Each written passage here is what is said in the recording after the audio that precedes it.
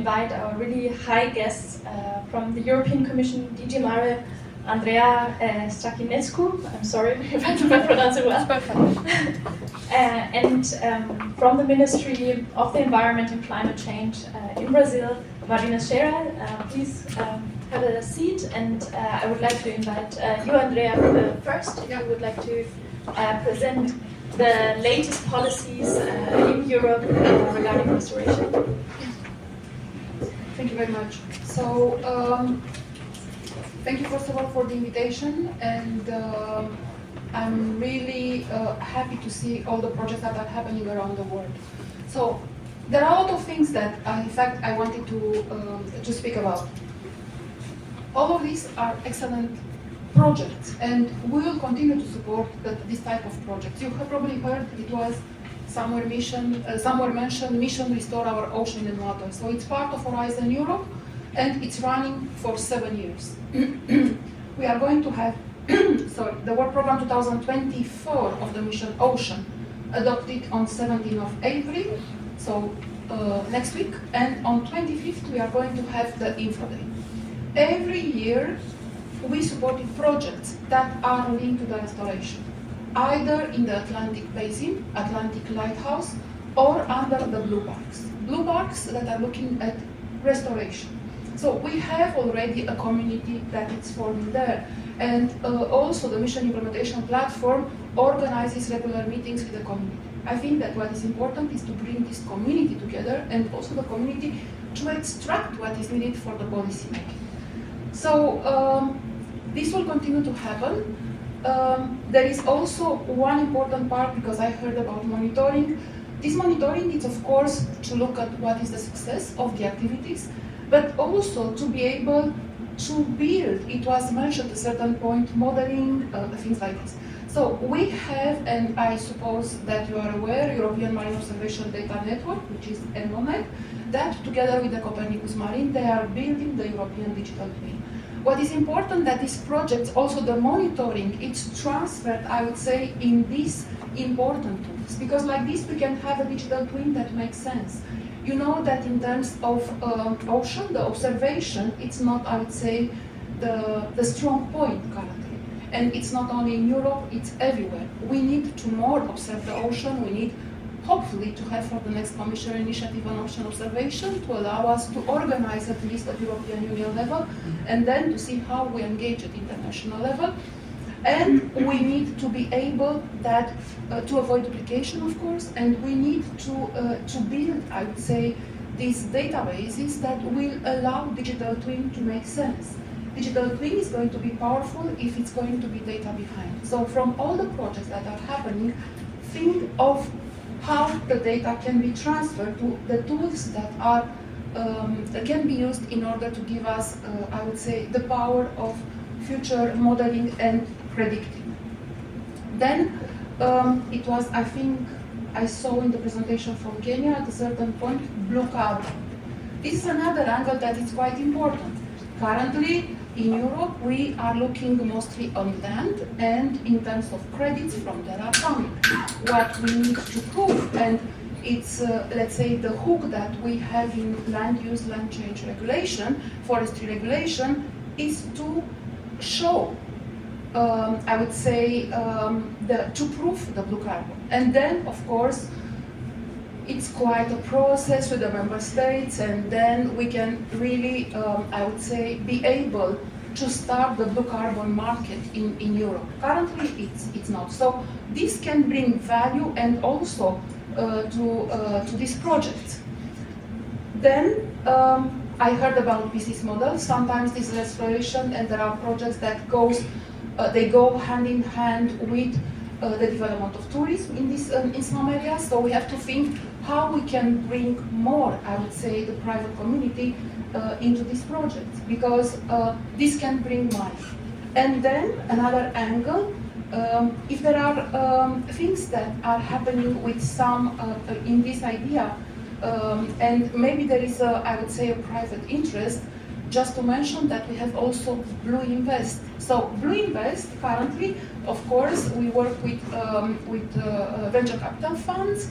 mostly through InvestEU, but also technical assistance that is given to companies that have innovative solutions. They look, of course, to a return on investment and profit, but they are looking also at the restoration. So they how would I say? They feel that there is something coming there. We had published last week the 2024 Blue Investor Report. I would like just to encourage you to have a look. There are currently 30 funds looking for investments in the blue economy. The number is growing. The ones that are working through InvestEU, they have to invest at least 50% in Europe. The rest they can go elsewhere. So that it's money coming into this, I would say, the system in general. We have to work together to be able to extract the information and also to see how we are developing things in a collaborative way. It stays quite a lot, and I think all of this, as I said, there are good projects, but we need to connect them, because only if we connect and we are able to move the messages together, I think we are powerful. If not, they are going to stay just separated initiatives. Thank you so much.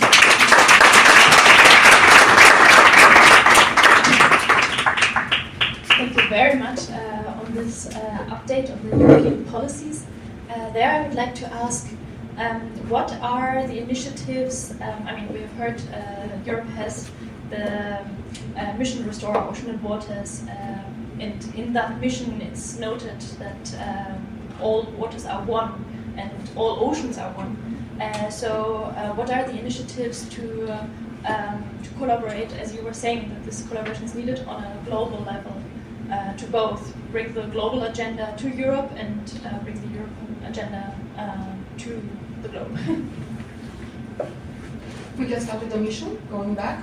Do not forget that the projects that we are supporting are Horizon Europe. It's open to all the countries. Horizon Europe, even it's coming with money to the countries that are associated to Horizon Europe or to the countries that are less developed. So you can always engage in projects like this. Then there are collaboration agreements. I mean, we have Galway with Brazil, if I'm taking, this. So there are ways of working together, if there is, of course, interest of working together. So I think it's what is needed. It's building on the tools that we have in order to allow us to collaborate. The interest has, and of course, determination, I'd say, on both sides. We'll be more than happy to continue the work. I'll give you now an example, but this is what happened. So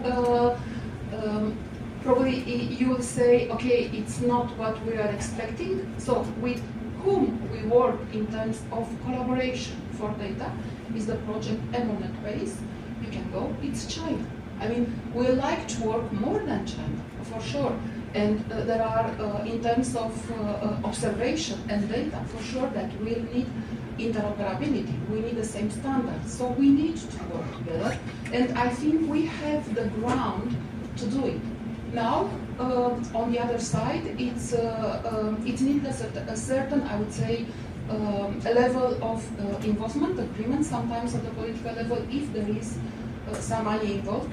If not, in Horizon Europe project, as I said, if you are going to bring to build future projects in the Future World Program, think of integrating countries outside. If there are missions based on lighthouses, you saw associated regions. We are asking, of course, the associated regions to be in Europe, but the associated regions can be elsewhere. I mean, not necessarily. So think that this way of replicating innovation and giving access to innovation all across the world, I would say it's extremely important.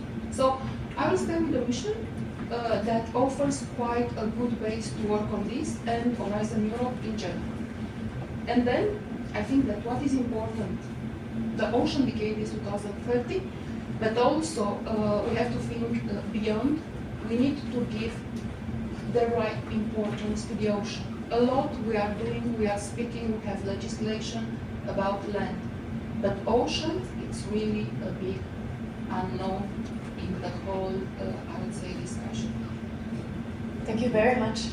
And yeah, with that, I would like to give the word to Marina Scherer. Thank you so much for coming from Brazil today, and so I'm very keen on listening to you from your insights and policies, mainly in Brazil, but please feel free to also respond to the global agenda.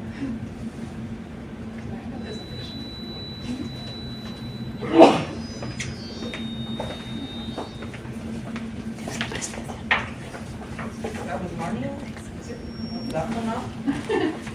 Well, thank you for everybody and thank you for being here. Thank you for the organizers to invite me. So I will. Do you have that? Yeah, microphone. Yeah. Okay.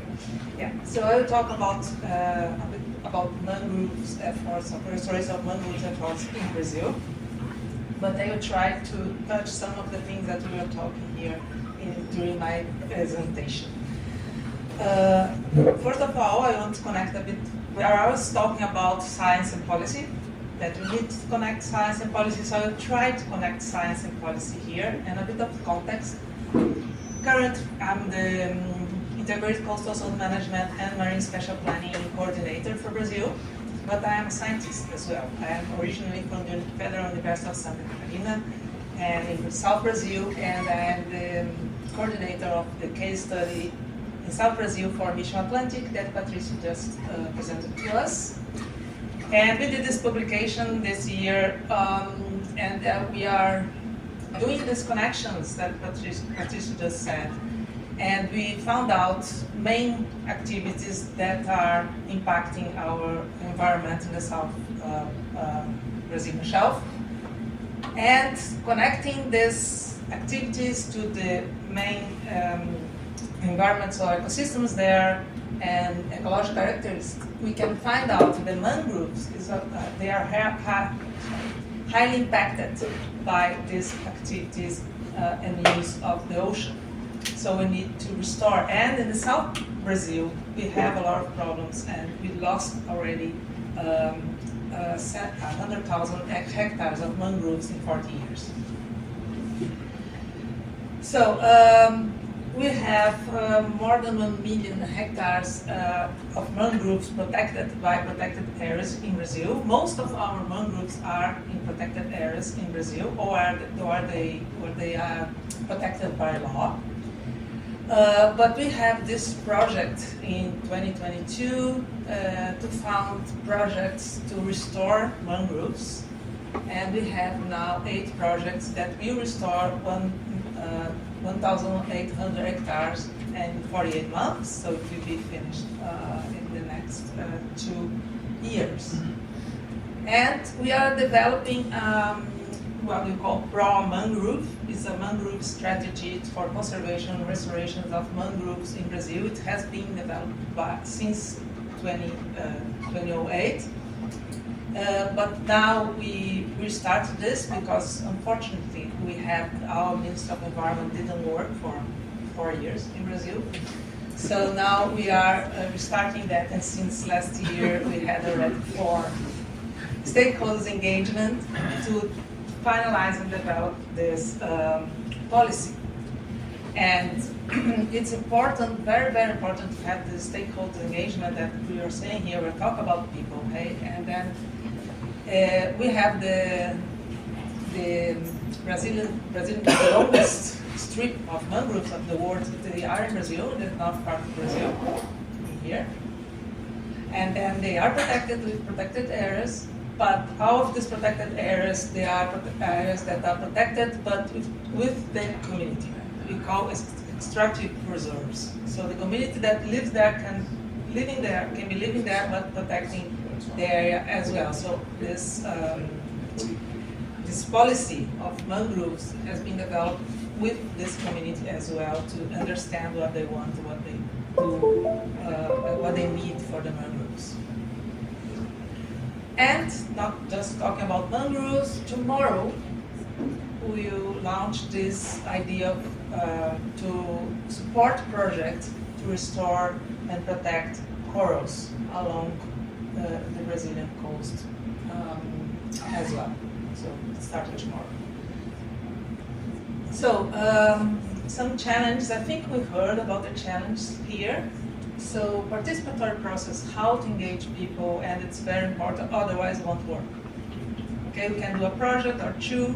If we don't engage people, it won't work. Resource, of course, we need resource, you too.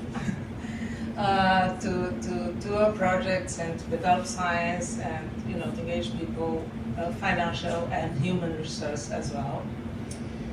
And communication and raise awareness.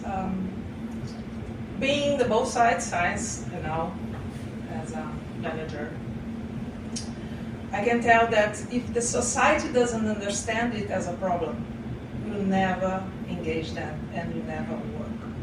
So we need society to understand the problem. So for that we need to communicate, communicate, and communicate. And I love the kelp music.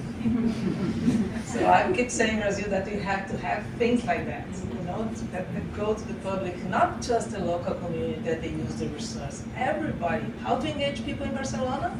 Just if the whole society understands that's important. Otherwise, it'll be just a weekend with your kids planting seeds. And priority areas. Now we need science. We need science to define the priority areas, and we need science to define what will happen in the next 20 years because of climate change. So it's worth protecting this area, restoring this area, or not. Mangroves, kelps, coral reefs. And something that I don't put here, but it's very important that after listening out to you talking, is the window of opportunity that sometimes we have, sometimes we don't. Research and political matters. So if you have a window of opportunity, just grab it. Don't wait too much. So I hope that we have a window of opportunity now in Brazil, so we are trying to work with this. Thanks. Thank you.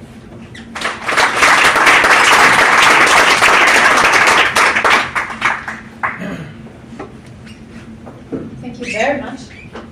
There I would like to ask, giving you a window of opportunity right now, based on your findings in Brazil and your very advanced agenda already, as we have heard that we need actually long-term policies, we need long-term agenda for planning, etc. What would you bring as insights and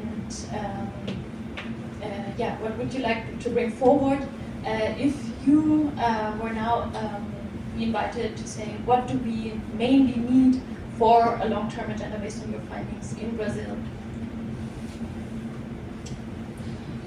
Well, I think I said it a little bit before, but yeah, we do need to have support from the society to do that, and for the society to understand. We need to be able to communicate more our findings in projects like the ones that we just saw here. And I was talking to my friend here that's she's a Brazilian too. We didn't see Brazil in most of his projects, but yeah, we have to be more involved in these projects, and yeah, we have to need more support and definitely more financial support to be able to keep going, keep doing things. And Brazil is a big player in South America, and then I think that if you manage to put that in place in Brazil, you manage to work in the whole South America as well. So, if I understand right, to join funds and join forces on international level. Yeah, great. I would like to ask, do you from the projects or from the initiatives have any questions to our policymakers, or would you like to also take the opportunity to bring forward a message? Yeah, we have several questions indeed, but one thing that I think from the discussion has not emerged strongly is the sense of urgency, because we are 2024 now. Many of these goals are 2030, otherwise we are screwed. Of course, with some uncertainties around, but most likely. Plus or minus screwed. What are we going to do, basically, in these next 6 years? What are the scenarios that we are exploring from a policy point of view? Because, Andrea mentioned that we need collaborations, we need partnerships across. Europe has been moving with many of these at regional scales in the Atlantic Ocean. On the other side, you say that the ocean is one, so maybe we need a one ocean mission that involves the entire globe somehow. But what are the perspectives in this very short, narrow time window for this global partnership in a period where there are issues all over the place, not only for environmental issues, but also geopolitical and other type of issues. So what's the perception at policy level of this narrow window of opportunity that we have in the period that we are living? Yeah, thank you. Do we have answers to this from the panel? I can try. I can, let's say, start and I can. I think that, as I said, we need to be able to really sell it from the opportunity point of view for the next period of time. We are short, but nevertheless we work, I would say, through political cycles. And now we are going to start a new one in Europe. What is coming, we have nevertheless a multi-annual financial framework that goes up to 2027. And for this mission, Ocean, will continue to offer the support. Nevertheless, the mission Ocean, it's a small drop, as you said. You need to do more. We can, at European Union level, try to push the importance of the ocean. And this will be something, first of all, to be embraced by the next Commission, and then probably with, hopefully, a dedicated and more money in the next multi-annual financial framework. What is coming, and for sure that probably it's all around the world, considering the times in which we are living, more and more, the importance of the competitiveness angle. So in the projects about restoration, for this reason I said we have to say how we are bringing the business element and how we are ensuring also a certain, I cannot say profitability, but I would say private financing into this.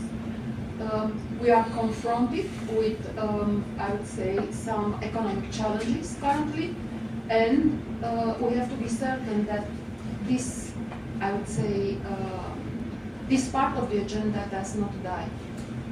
But we have also to see that sometimes to a goal, you do not go like this. You may go like this. The important is not to lose the goal from your reach. We have to be innovative in the ways of advancing and trying to push, sometimes probably not with the best solution, but with the best available ones.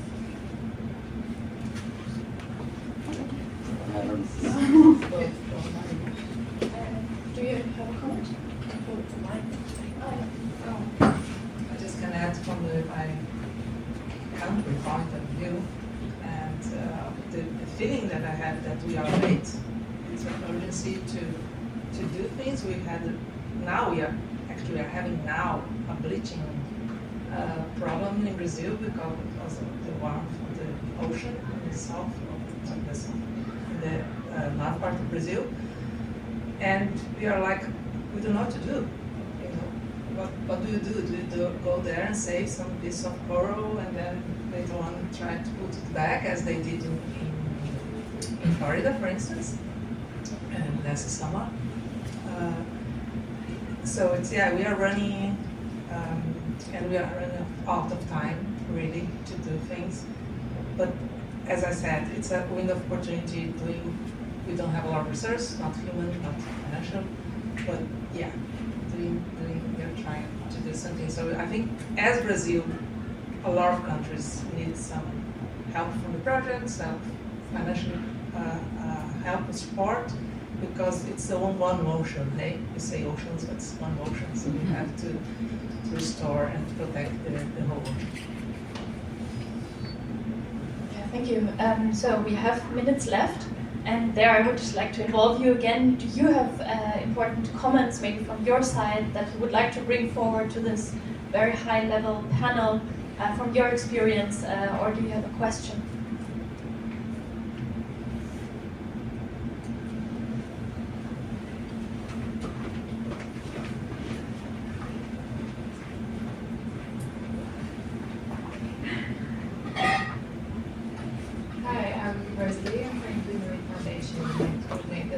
CCA project. It's the multi-habitat restoration project in the UK. And one of the ways that we're trying to fund long-term monitoring, which is, I guess, something that's been touched on today for restoration, is through biodiversity credits and non-offsetting credits. But we're finding that in the marine space, the technology is so expensive and it's still pretty new at the moment, particularly looking at multi-habitat restoration. And I know a couple of you have mentioned seascape and multi-habitat, and I was wondering if you have any experience of this or any thoughts, I think policy side as well, like how we facilitate longer-term monitoring that's really important for marine restoration. Thank you very much. I believe there's a microphone with the panelists. That was a question. And there's a few different tools that we're starting to use for that reason, because yes, it is so expensive just to spend time on the water. But EDMA is one that might become very useful, and acoustic telemetry, like passive listening stations and target species, you ping them so that you know which way they're moving.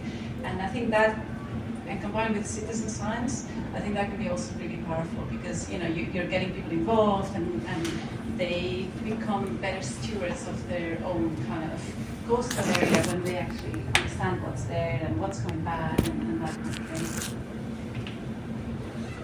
Yeah, thank you. Would you also like to comment on that from a citizen science perspective?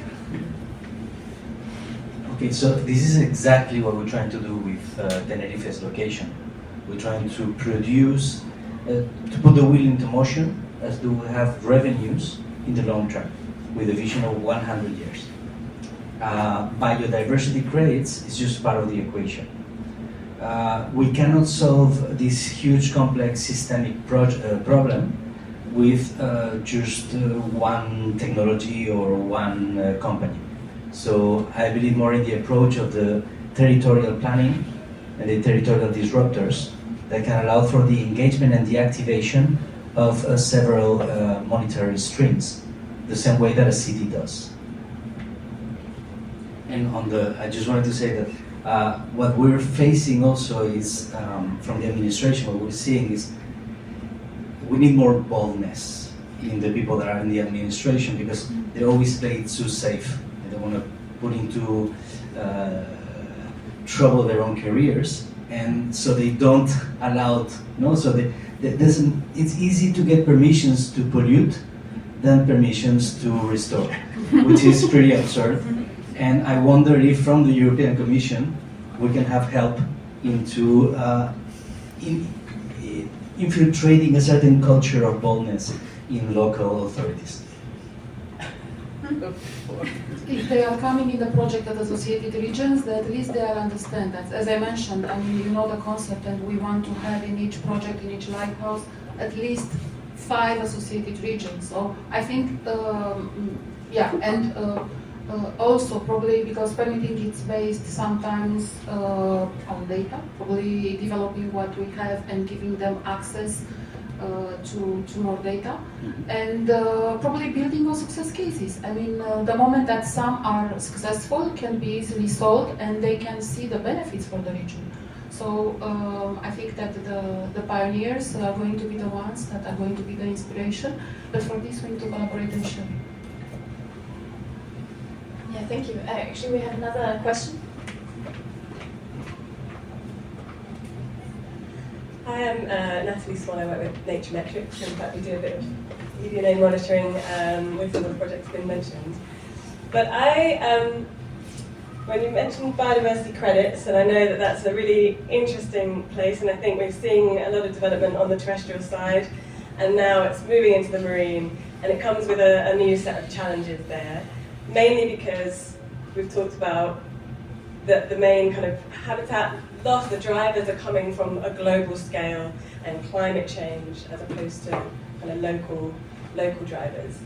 So, considering we have such a small window of opportunity to try and make change, we've got 2030 as a big goal, and we have to look at that broader climate change, and we need systemic change. I think Brazil's a really nice example of seeing how the political landscape can really impact hugely what's happening in environmental policy.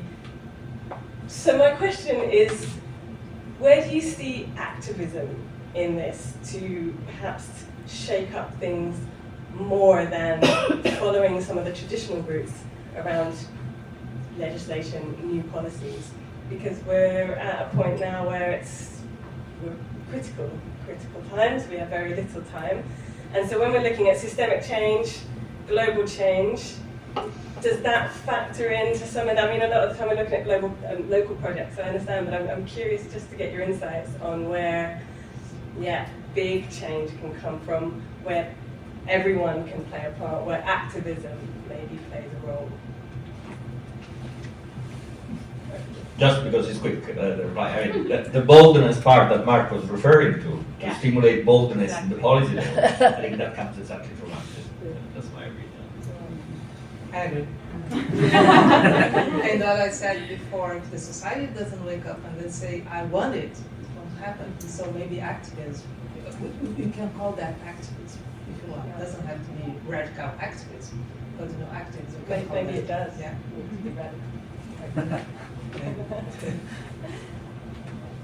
Yeah, I mean, I echo this, and I think that, with the COVID pandemic, we saw how quickly we can move. And I personally think that is exactly the kind of urgency that we need. And I agree that the normal wheels are just too slow to move. So I think activism can play a very, very major role. And in my environment in Australia, I have seen activism actually achieve a lot of things. So it does work. And it's not, I'm often conflicted personally about how much I should be involving myself in activism, right? But I see that I play a different role. But I invite the community to take it very seriously because it can be incredibly powerful. And I would just say as well, going back to one of the points we raised previously, it's about influencing. Who are you influencing at which level, and how do we get to those people who are really making that activism mean something and move it? So really working on influencing through policy.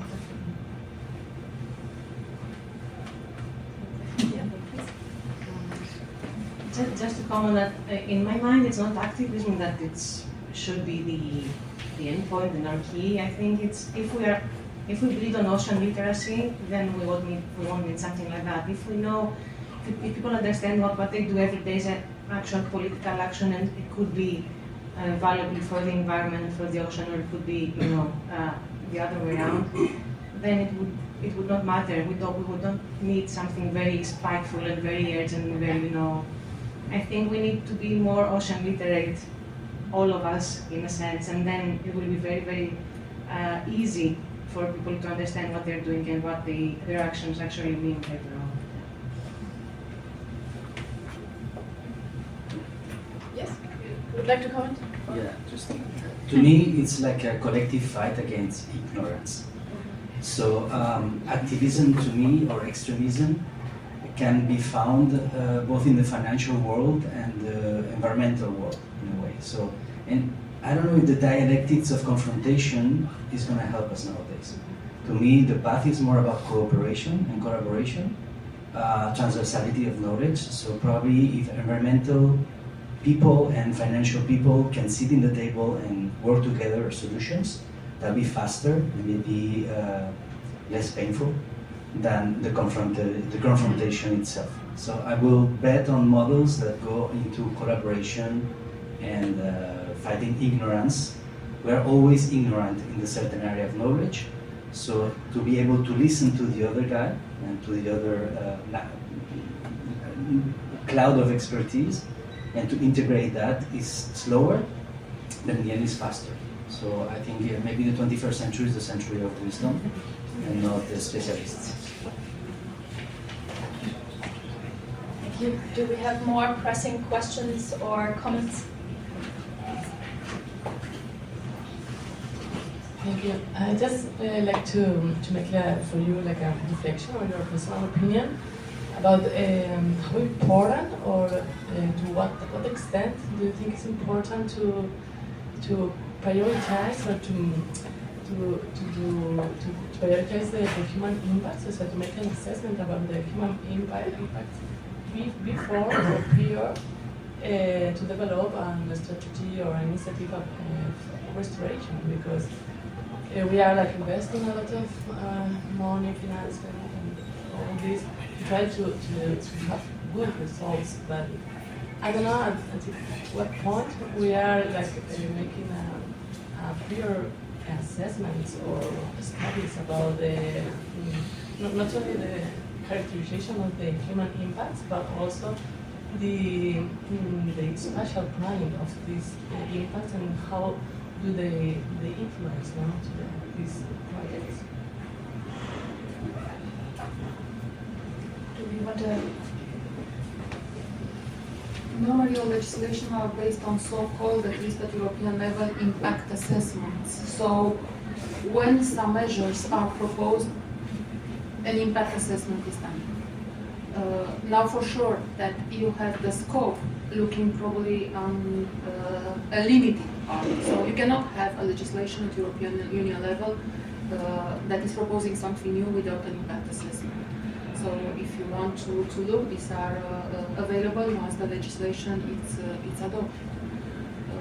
It's for sure that you need to have a purpose doing an analysis like this, and for this reason, currently it's happening with the legislation.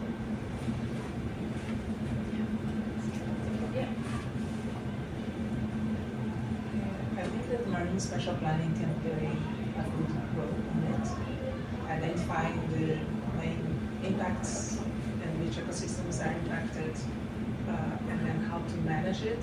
So you can get that through marine spatial planning. So I think it's a urgency of all countries to engage in marine spatial planning as well. I know that Europe is engaged, but a lot of countries are not. So Brazil is just starting, but yeah, I think we should aim for that work.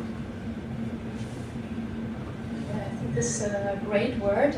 We are a bit over time, but I didn't want to interrupt the great discussion. And thank you very much for all your involvement.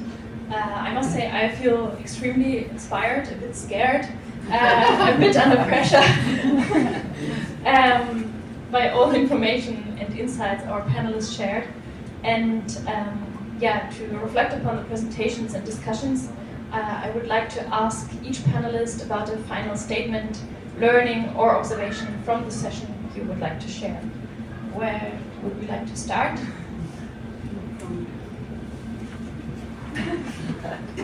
I think we've covered so much ground, but I think we need hope to move forward, because otherwise it's the only thing it's the only remedy that I think is available to us. I think activism is not, it doesn't need to be confrontational. I believe that cooperation is absolutely key.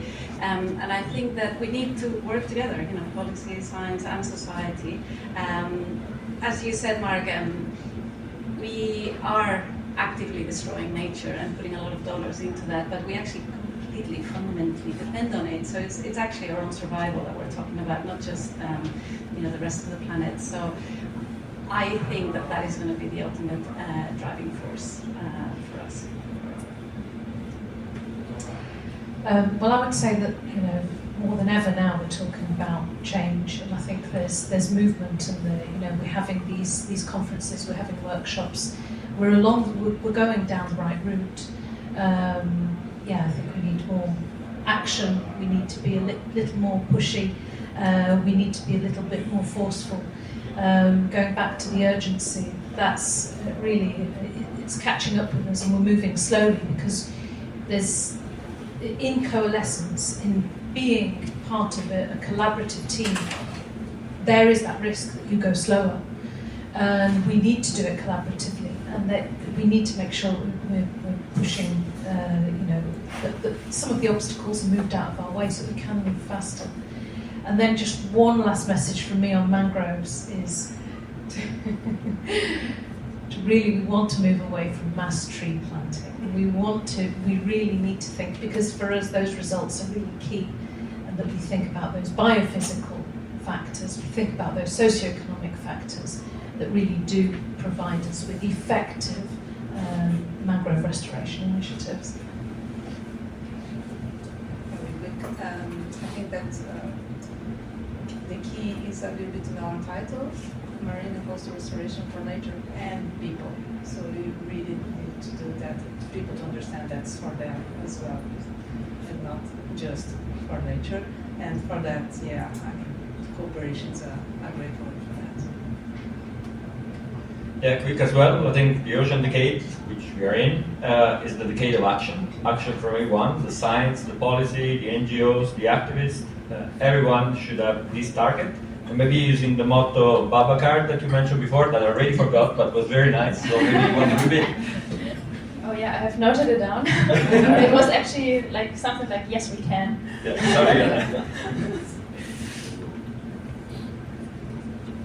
I think it was already mentioned, collaboration at all levels, starting from the laws to bringing it national, bilateral, multilateral, but collaboration that generates, I would say, concrete results in terms of actions.